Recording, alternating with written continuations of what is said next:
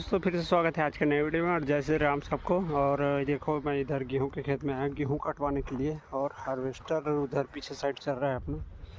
देखो इधर, तो इधर से आएंगे, ये है रास्ता, इधर से आएंगे हार्वेस्टर और इधर अपना गेहूं को काटेंगे। ठीक है, फिलहाल तो भैया जी के यहाँ काट रहे हैं। गेहूँ लगभग पूरा तैयार नहीं हुआ है हमारा, लेकिन क्या करें, मौसम को देखते हुए काटवाना पड़ रहा है, ऐसा है। और उधर चना का ढेर है, वो देखो चना बोए थे ना, उसमें दिखाए थे आपको, वीडियो देख लेना, पूछ ला आप लोग जाके। और ये देखो गेहूँ का हालत ऐसा है। गेहूँ ठीक है, तो इतना ही है वीडियो आज के लिए। और देखते हैं गेहूँ कटवाने के बाद, ठीक है।